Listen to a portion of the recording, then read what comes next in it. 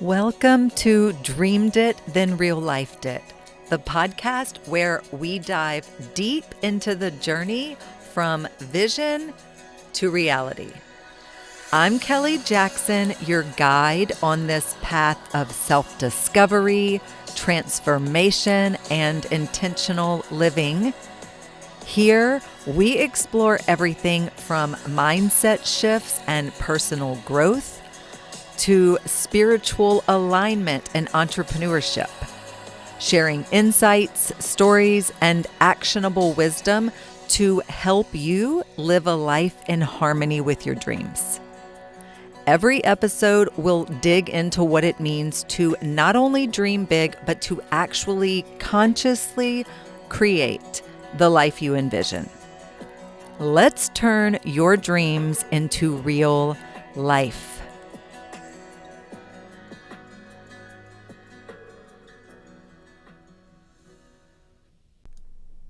Before we begin, let's land for a moment. You showed up today because part of you is turning toward truth, expansion, and alignment. Sunday Spark is my weekly email created for the ones who are ready to live life in full ownership, to build in rhythm and grow from a place of ease. Each letter includes insights, activation prompts, and practical tools woven through my holistic trifecta, which is optimal health, positive relationships, and wealth building. And the best part? It's only 45 to 90 seconds to read. It's a quick spark, a gentle activation, something you can carry into your week. If you want that kind of moment in your inbox every Sunday, you're invited. Sunday Spark is there. It's ready when you are. The link to join is in the show notes. Welcome back. Over the last 2 episodes, I've been talking about something that started with a dog named Pongo and quickly became about something much bigger than a dog. And we talked about stewardship and about loving something deeply, even when you know that, it might not belong to you forever. And then we talked about clarity and the courage to release something when a chapter is complete.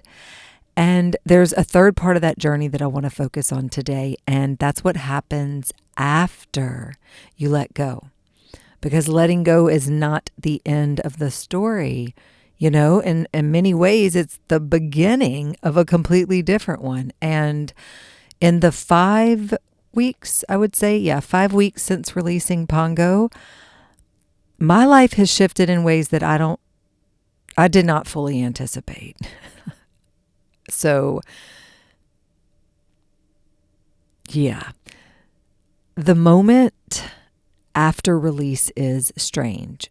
It is quiet. It is really spacious, and it can feel a little disorienting. And if you're not careful, you might think that emptiness feeling means you made the wrong choice. Again, though, that space is exactly where the next version of your life begins. And that's what I want to talk about today. Okay? Starting with the immediate aftermath, that quiet space, the silence after the release. The day after releasing something meaningful oftentimes really feels kind of strangely quiet. In my case, if you listen to the last 2 episodes, I had a 3.5 week window from the time I knew the date that Pongo would be leaving. So we had after 3.5 years of uncertainty, finally, I got this solid date, and it was 3.5 weeks away. So I knew, okay, well, even knowing that I was going to be releasing Pongo. I mean, I had been knowing for years, but like having that real date when it actually happened, and when you wake up the next morning and he's not there, it's a strange kind of quiet. And I want to tell you something that had happened. So the week before he was going, and he was transporting on a plane, and that's where plane came from, to be with his family. So he had to go get some shots of vaccination, something to be able to fly that he didn't already have. So I had scheduled him an appointment to go have those shots.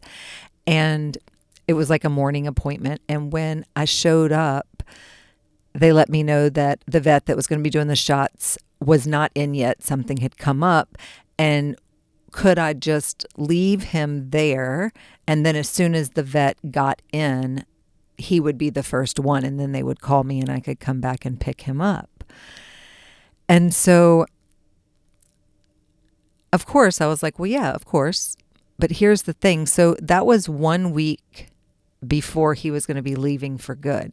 And I thought I was going to bring him to the vet to get the shots, and then I would be bringing him home. But what actually happened was I brought him to the vet, ended up having to leave him, and didn't get him back until that afternoon.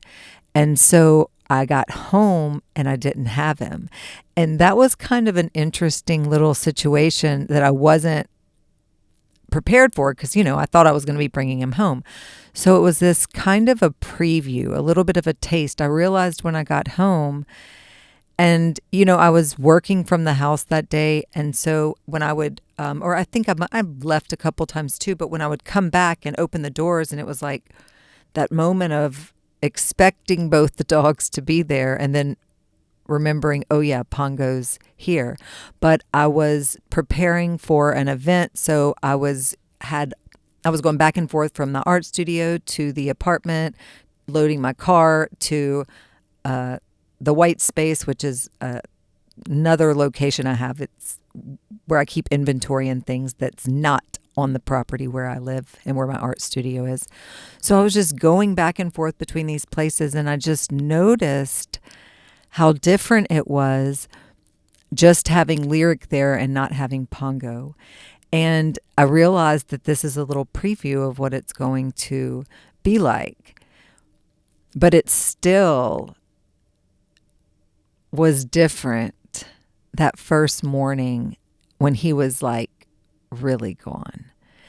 And it was like I said, a strange quiet. I don't know how else to. And because I knew he had gone to this great place, it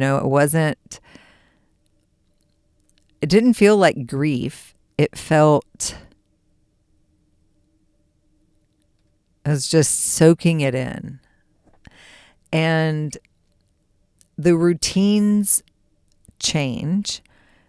Even though I still have Lyric, it was different having Lyric and Pongo. And there were certain things that were part of Pongo's routine and me and Pongo's routine.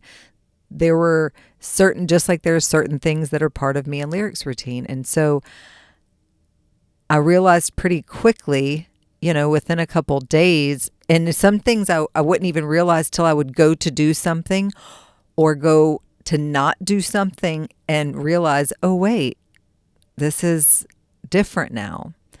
And it was kind of like one by one, I was realizing all these little things of like, oh, this is not the same. And just like, for instance, when I went to feed Lyric, it was like, oh, the food's going to last twice as long. Just little realizations, you know what I mean?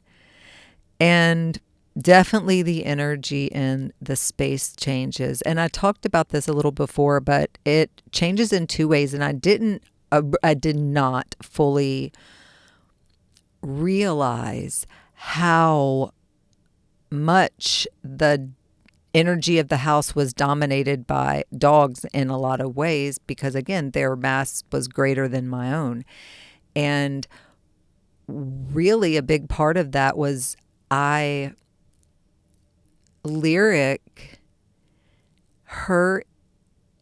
she had become a little more, or maybe a lot more, anxious since Pongo has been there. Even though they were buddies and besties, she was hypervigilant. She had become hypervigilant because she felt like she couldn't ever really relax, because she was really concerned that he might be getting a pet or attention or a treat or something that she wasn't also getting. And again, guys, we got Lyric from the shelter. I have no idea what had happened before we got her. When I got her, she had lots of scratches and cuts on her face and nose and everything. And they said she was real submissive, like some other dogs were being kind of aggressive towards her, and she wasn't fighting back or anything like that. I'm just really not sure what her life was like before we got her, and how much of that plays a part of some of her behaviors and things like that. So, and Lyric is super sweet too, but particularly again around Pongo, she just felt like if he's over there, I need to be over there too. So she couldn't ever fully relax. And one of the things, I'll tell you, this was really cute that Pongo did. When Lyric would get really excited with people at the door and not want to sit and let you pet, again, when it was both of them there, she kind of wanted to get excited and put her paws up on people at the door, or just stand and not sit. And they knew that you weren't going to get a pet or a treat or whatever the case may be until your booty was on the floor.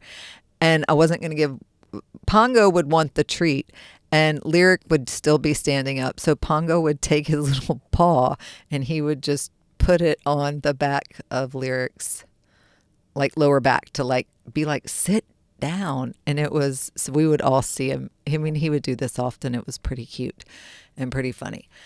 And that was one thing I do love. I think I got a video at that one point. I hope I did, because it was so cute.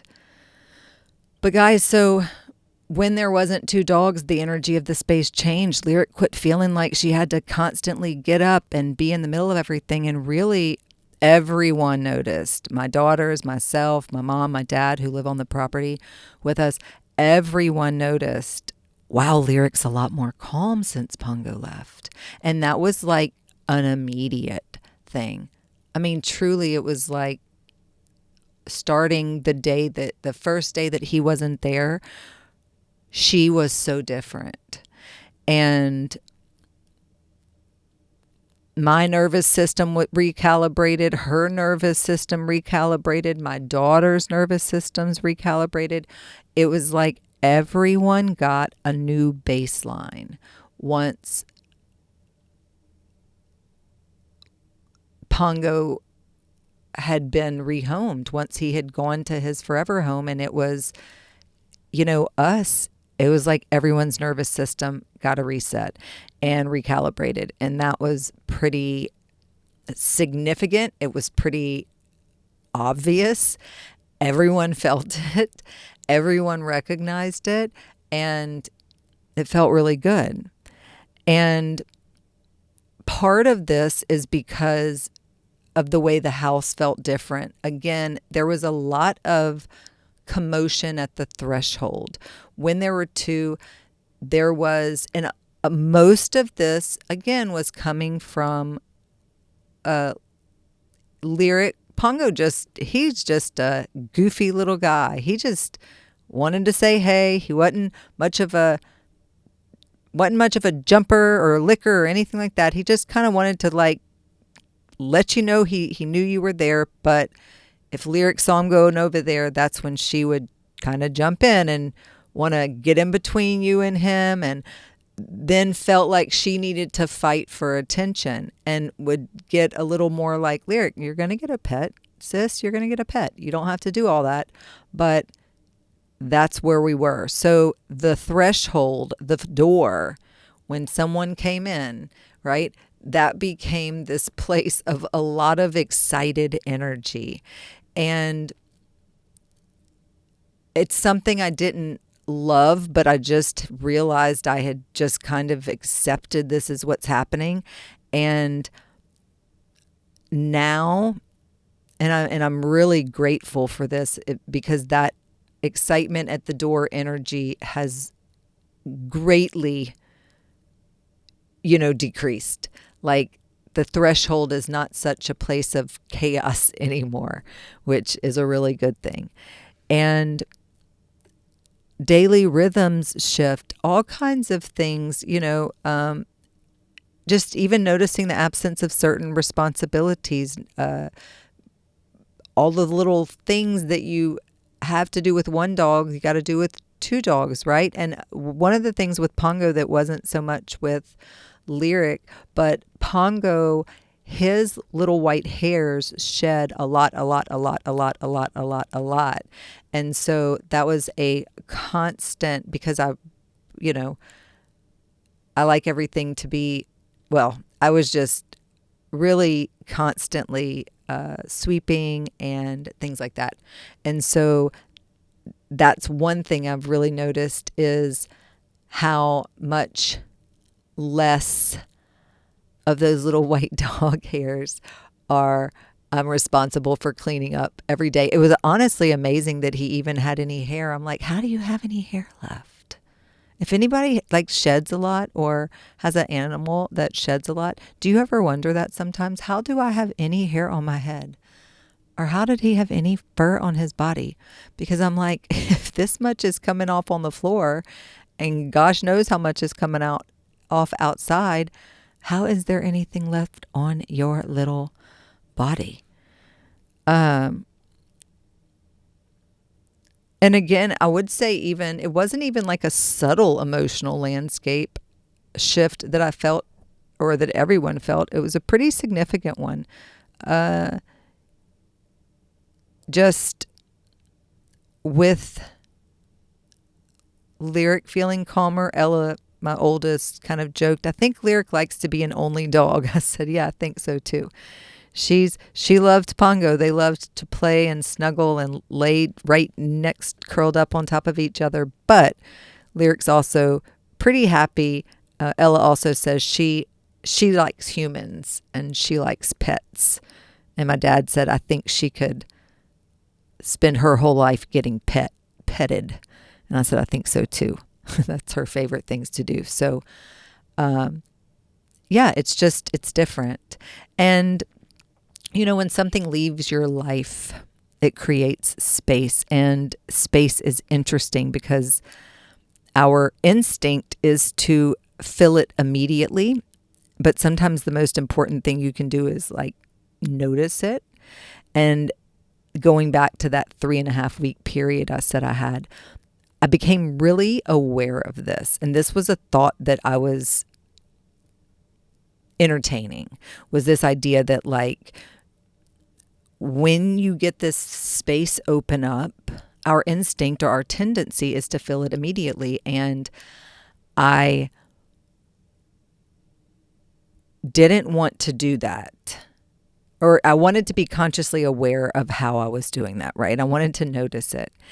And I wanted to notice how my mornings changed. At least give myself this first week to sit with it and feel how the emotional tone had changed of the house. And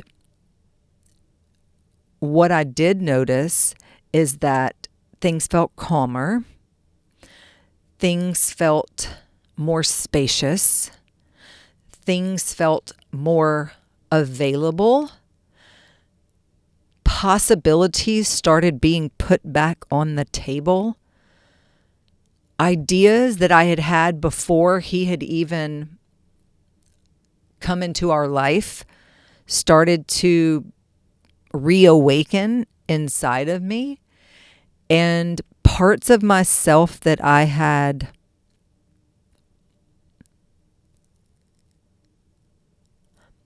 allowed to, or maybe didn't even realize that had become dormant, were waking back up. And again, this was kind of the beginning of me feeling like, and this happened the last 2 weeks of the year of the snake. And I was really feeling that whole shedding thing and letting go. And so the timing of this was all aligned with that. And it was 3.5 years. That was a long loop. That was a loop that was open for a long time that I was finally closing. And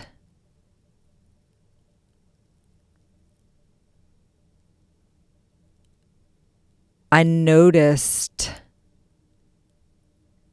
every single day just how much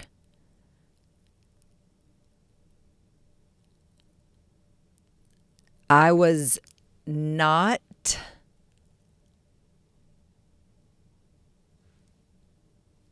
able to be me at my full potential while still inside of this chapter. That doesn't make this chapter wrong. It's not saying that like this was bad or anything like that. It's just really and truly being able to recognize and admit and say, yes, because every single day I realized a little each day how much it was really holding me back. And I'm not for like making an excuse for myself, because again, I don't have any regrets about the whole time that he was with me. It was everything you're going through is preparing you for exactly what you've asked for, right? So everything I was experiencing with Pongo, I was learning so much, and I was becoming who I needed to be, and I'm grateful for all of it. And that first week after, I was realizing every single day, like, shit, I was really, wow. I couldn't be me at my full potential while still in this relationship. I couldn't, because this wasn't me. This wasn't meant for me. This wasn't mine. And it's okay. And it was good. And it helped me become who I am now. But I am so glad that I let it go, because I'm instantly feeling the relief, and relief for something, I'm just going to say relief. Sometimes you don't even realize that you needed relief until you feel relief and go, oh my gosh, this feels like relief. And that's what I was feeling. So I felt a lot of clarity that first week. And I want to talk more about another unexpected shift with the energy and attention as it pertains to practical life changes. So think about how much energy caregiving requires. It really does. And another living being with needs, with feelings, with emotions, with an appetite, right? And you think about the mental bandwidth that it takes to do this, the attention, the focused attention, the subtle attention, the direct attention, the indirect attention that we give to the responsibilities that it takes to take care of someone. And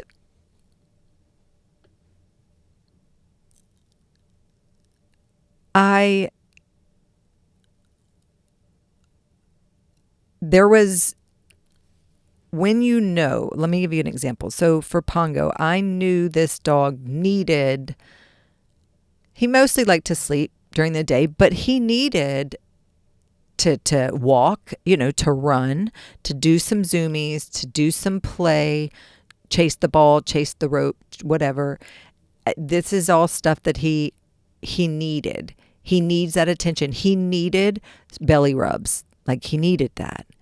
And he needed some time where he was just close to you and he just wanted to be by you. And so when I know that this is what this dog needs to be happy, to be fulfilled, to feel loved, you understand what I'm saying? To have this good life where he's taken care of and again, he's satisfied. I have to show up. I have to have the capacity, the bandwidth, the time, the resources, right? All of these things to be there for this dog. And then when you've got other dogs, children, jobs, relationships, other responsibilities that you want to show up fully for too. And so if I don't show up for him because I'm showing up for these other things, then I have these feelings of guilt come up because it's like, well, I know he deserves better than this. So just all of the things I was trying to, for way longer than I originally thought when we found him, I was doing everything I could and doing my best to really kind of make it work. And me and some of my girlfriends love to laugh about the whole make it work thing because it's so forced, right? Like make it work. But really in lots of ways I was doing it. I'm just like, okay, I mean, he's here. What you going to do? Make it work. Make it work. And part of what, that was requiring increased mental space, and I was having to just different uses of my time. And as soon as that was no longer something I was trying to mold my life around, accommodate so that I was fully showing up for him the way I wanted to, but also fully showing up for my life the way I wanted to. It was just a lot. And so by letting go, I instantly felt the relief. And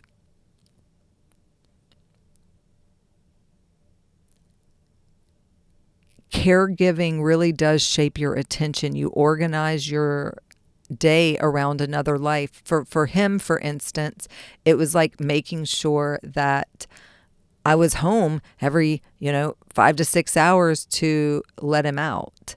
And Lyric is different than that. Pongo, didn't like to go much longer than like 6 hours with him. That was about max. Lyric, she can go much longer like that, and she's perfectly fine if I needed to be away for like 8 hours or something like that. Lyric, she's totally fine. And so even something like that gave me an extra couple hours of being able to either be away from the house or on my own, or having people come. It was just, it was different. It changed, right? And I want to continue with that. So when that responsibility shifts, your attention returns to you. And that's what I noticed. So when the responsibility with Pongo and everything, all this attention started returning back to my own life and the rhythms and flow of my own life. And I got this surge of creativity that just came rushing back, just awakened in every cell of my body. Business ideas, guys, podcast direction, again, personal clarity. I told y'all I renovated 2 rooms in the house immediately. It was just wild. And so much has opened up, new opportunities have come, and expansions of the team have come. So many things just in the 5 weeks since letting go. And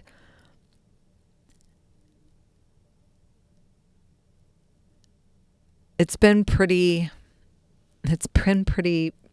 phenomenal, and I've enjoyed it. And of course, I will say this too.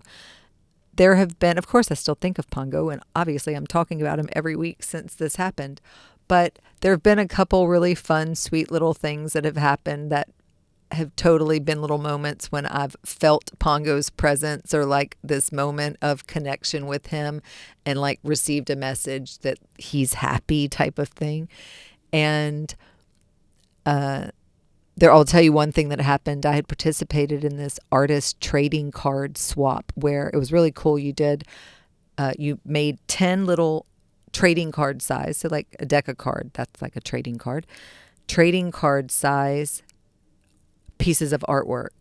And then you mailed them to this woman, the one who was curating this, along with a self-addressed stamped envelope. And then she mails you back a collection of 10 random ones from other artists. So you mail 10 of your art, and then you get back little tiny works from 10 different artists. I was like, oh yes, I'm doing this. Well, so when it came in the mail and I opened the envelope, and when I went to kind of tip the envelope for the cards to slide out, only one of them slid out at first. And it was this little colored pencil drawing of like a pink or red heart. And it had a little white and brown dog with this huge smile with the big tongue sticking out. And guys, it was like, oh my gosh, this is Pongo. Now, Pongo, of course, had brown patch on one side. This dog had the brown patch on the two eyes. Guys, not literally it was Pongo, but it was enough like him with the big smile and the little heart, and it had come like the week after, and I was like, oh my gosh, this is so sweet. And then the rest of the cards slid out after that, but that single card came out first, and it just felt like such a little wink from Pongo, and I love stuff like that. I want to talk about identity recalibration. This is deeper than what I was saying earlier. Letting go of something also means releasing a role. So in the case with Pongo, it was caretaker, and it was steward of a dog that had appeared unexpectedly. And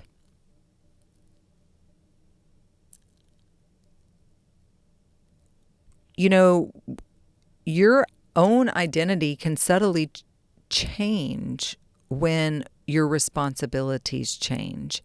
And I feel like when Pongo, I do feel like this was the case with me with Pongo. And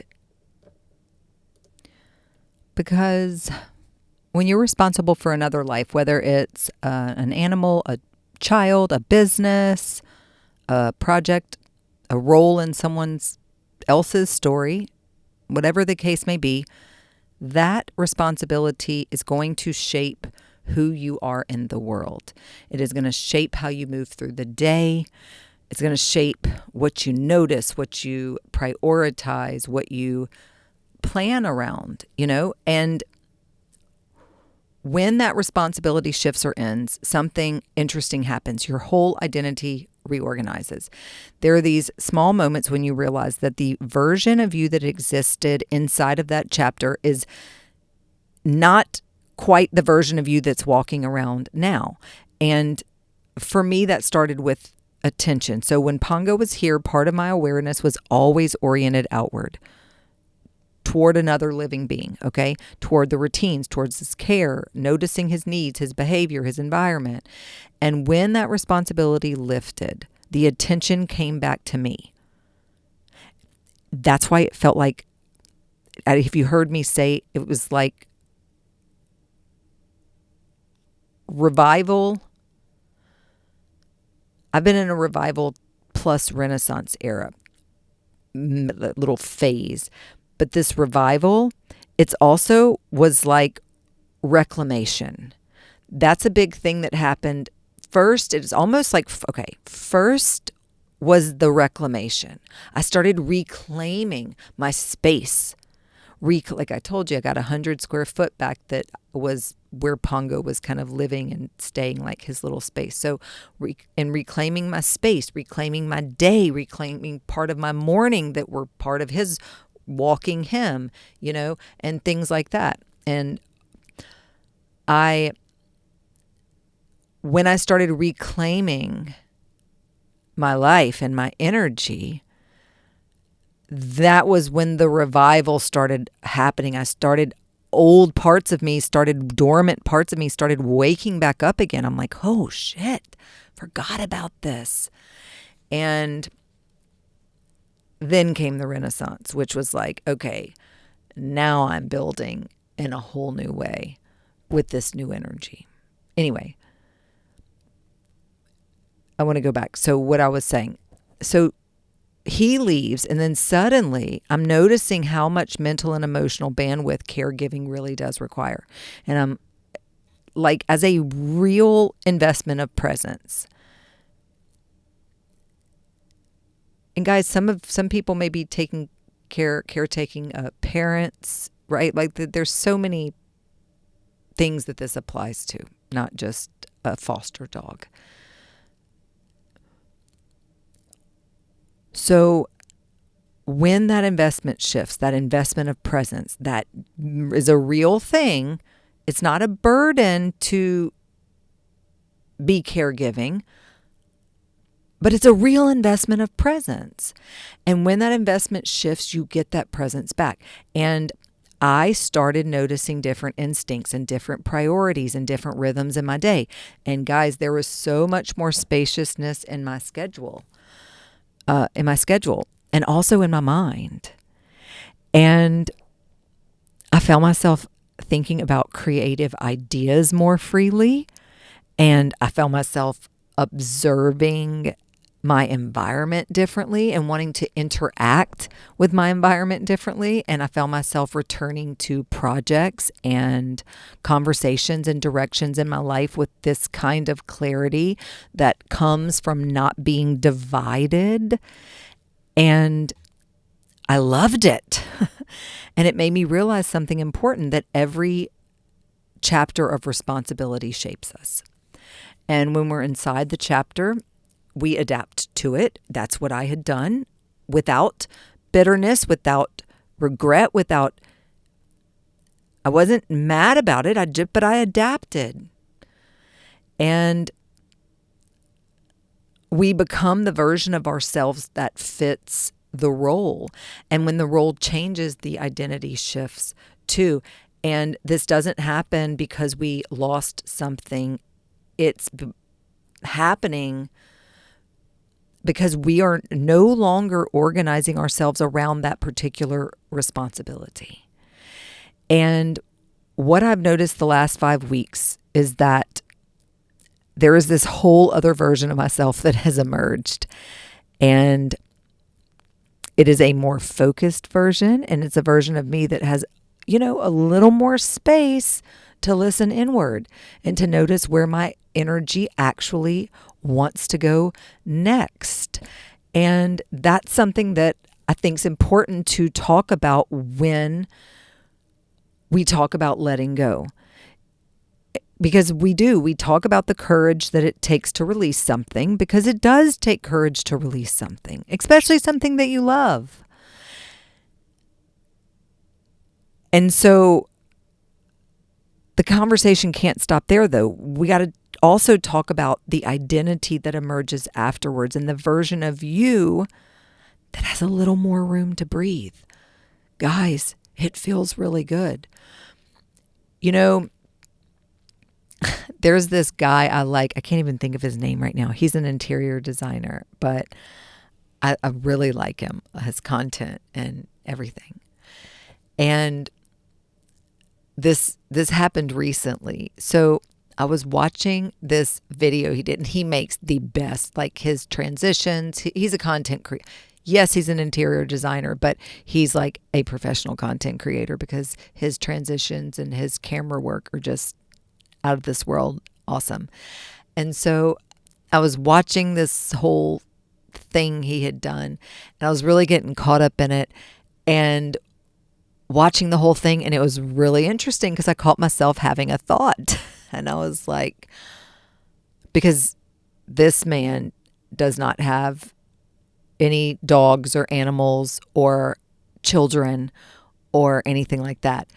And as I was watching it, and I just had this thought pop into my head, because I had it was like 2 weeks after releasing Pongo, and I had just renovated in 2 weeks 2 rooms, like instantly. And it was like wild, the momentum and just how everything was unfolding and how quickly it was all happening. And when I saw this, I said, I can't even imagine how much I could do, like what I would be able to create and accomplish if I didn't have any animals or any children or anything like that. And it was 100% not a feeling of like, I wish my life was different. I wish I didn't have kids or animals, because it was not that. But it was this realization of like, oh my gosh, like I did not even realize how much would open up after releasing Pongo. And then when I watched this guy and all this amazing stuff he was doing, it just kind of hit me like, wait, wow, just because I realized how much bandwidth was being used just from the one dog. You understand what I'm saying? Now, I say all that to say this. I love Lyric and I love my daughters. Of course, I don't want my life to be different. But it's true if you think about it, if you think about it, it's true. So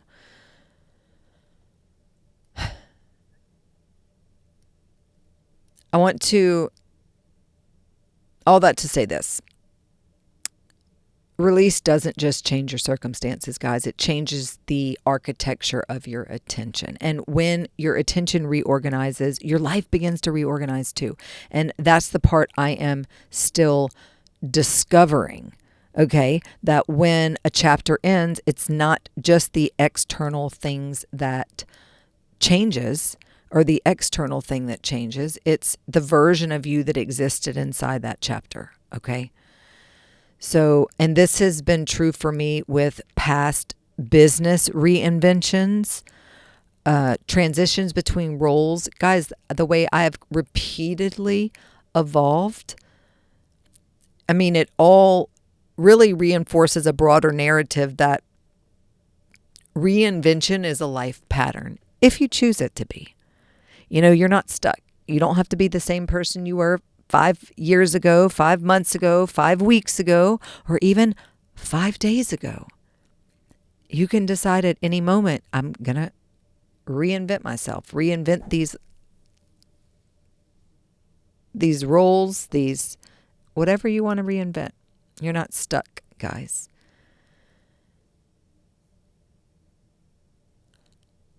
Once I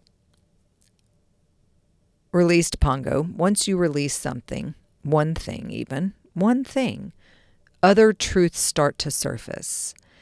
And that definitely happened for me. Now, you could, again, relate this to any situation you're in. But for me, just releasing the one thing, Pongo, all these other truths, it was like, where did this even come from? How was this one thing being in my life keeping all of these other truths from being in my conscious awareness or visible, or I just wasn't ready for them? I don't know. I do know this, though. When you notice what you genuinely want and you recognize where your energy belongs and you're feeling less divided internally, that's when clarity seems to, like, it all bing lines up, has momentum, and when you honor it, it becomes easy to honor it again. And so the creative projects, like all these things, that's why I think that the renovations in those 2 rooms went so quickly and were just so easy and effortless, because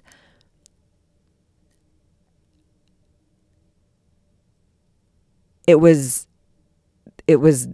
the clarity, it was the momentum, it was everything. It just made everything so easy.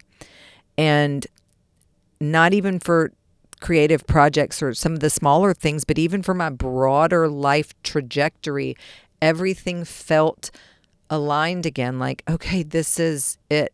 It really relieved a lot of pressure for me, because after a while of having him, a year and a half of actively trying to find his forever home without success, I started having these feelings of like, oh my gosh, am I going to be stuck in this situation with something I didn't choose? Like, surely no.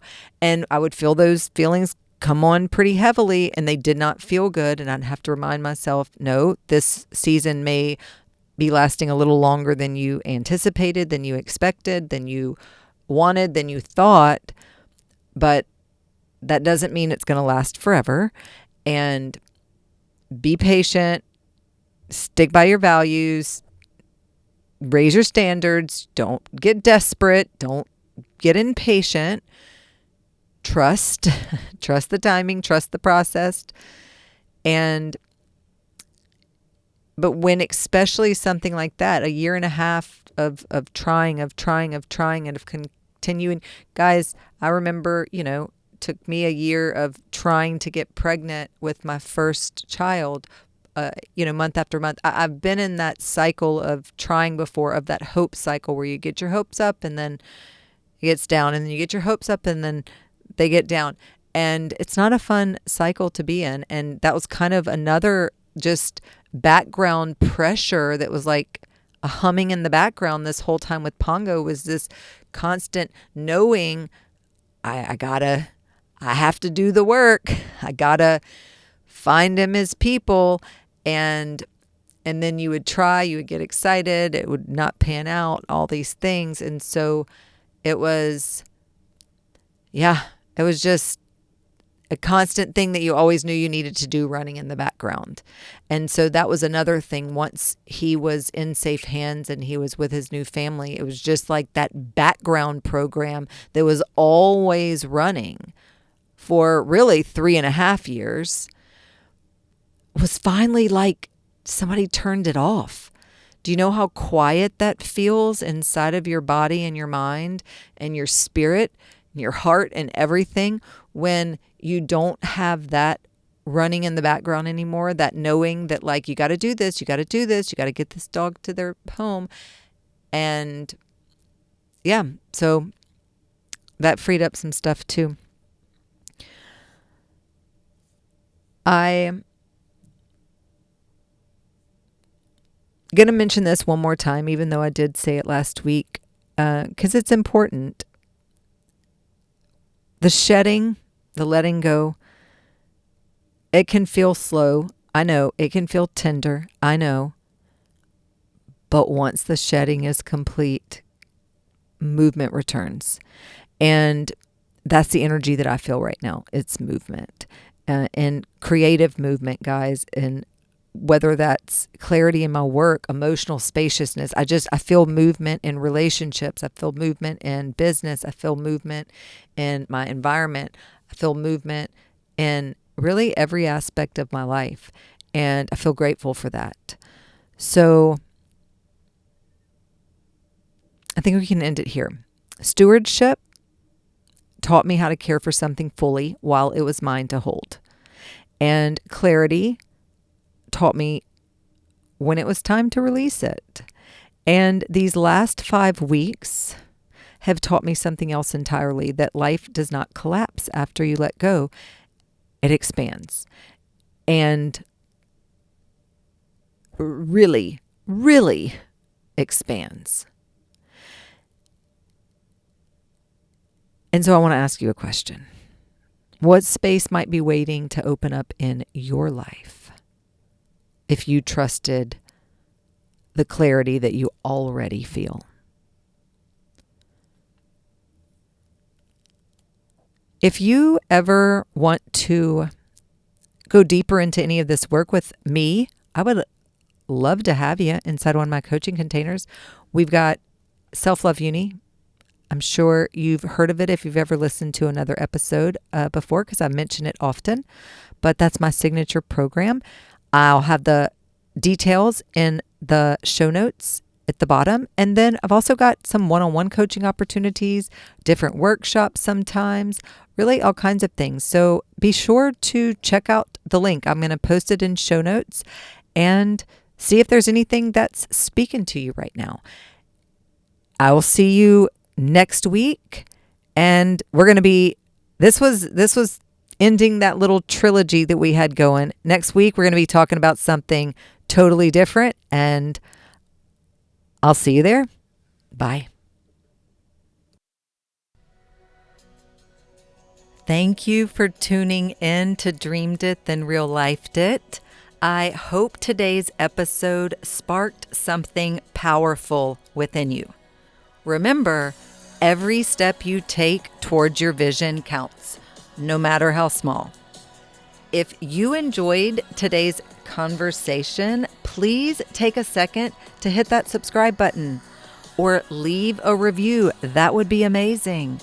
Or share the podcast with someone who's ready to bring their dreams into reality too. And if you're looking to dive deeper, connect with me on social media at Dreamed It, Then Real Lifed It, or at BE_what you want.